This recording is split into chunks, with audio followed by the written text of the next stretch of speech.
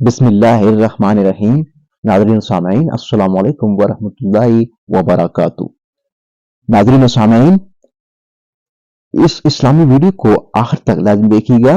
اس میں آپ کو مسلمان کے دل کو اچانک خوش کرنے پر اللہ تعالیٰ آپ کے گناہ بخش دے گا کے بارے میں بتایا جائے گا۔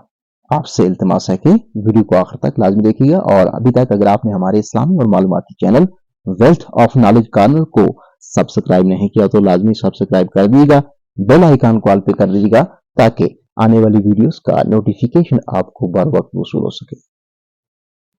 ایک شخص 700 درہم کا مقروض تھا۔ کچھ لوگوں نے عبداللہ بن مبارک رحمۃ اللہ علیہ سے کہا کہ آپ اس کا قرض ادا کر دیں۔ انہوں نے منشی کو لکھا کہ فلاں شخص کو 7000 درہم دے دیے جائیں۔ یہ تحریر لے کر مقروض ان کے منشی کے پاس پہنچا۔ اس نے خط پڑھ کر عامل رقہ سے پوچھا کہ تم کو کتنی رقم چاہیے۔ اس نے کہا میں 700 کا مقروض ہوں، اور اسی رقم کے لیے لوگوں نے ابن مبارک رحمۃ اللہ علیہ سے میری سفارش کی ہے۔ منشی کو خیال ہوا کہ عبداللہ بن مبارک رحمۃ اللہ علیہ سے سبقت قلم ہو گئی ہے، اور وہ 700 کے بجائے 7000 لکھ گئے ہیں۔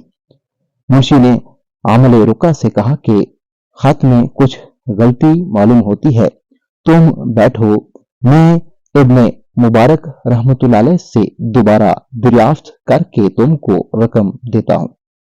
اس نے عبداللہ بن مبارک رحمۃ اللہ علیہ کو لکھا کہ خط لانے والا تو صرف 700 درہم کا طالب ہے، اور آپ نے 7000 دینے کی ہدایت کی ہے، سبقت قلم تو نہیں ہو گئی ہے۔ انہوں نے جواب میں لکھا کہ جس وقت تم کو یہ خط ملے اسی وقت اس شخص کو تم 14000 درہم دے دو۔ منشی نے عذرائے ہمدردی ان کو دوبارہ لکھا کہ اگر اسی طرح آپ اپنی دولت لٹاتے رہے تو جلد ہی سارا سرمایہ ختم ہو جائے گا۔ منشی کی یہ ہمدردی اور خیر خواہی ان کو ناپسند ہوئی، اور انہوں نے ذرا سخت لہجہ میں لکھا کہ اگر تم میرے ماتحت مامور ہو تو میں جو حکم دیتا ہوں اس پر عمل کرو، اور اگر تم مجھے اپنا مامور و محکوم سمجھتے ہو تو پھر تم آ کر میری جگہ پر بیٹھو۔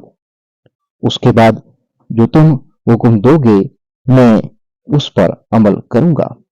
میرے سامنے مادی دولت و ثروت سے زیادہ قیمتی سرمایہ آخرت کا ثواب اور نبی صلی اللہ علیہ وآلہ وسلم کا وہ ارشاد گرامی ہے جس میں آپ نے فرمایا کہ جس کا مفہوم یہ ہے، جو شخص آپ نے کسی مسلمان بھائی کو اچانک اور غیر متوقع طور پر خوش کر دے گا اللہ تعالیٰ اسے بخش دے گا۔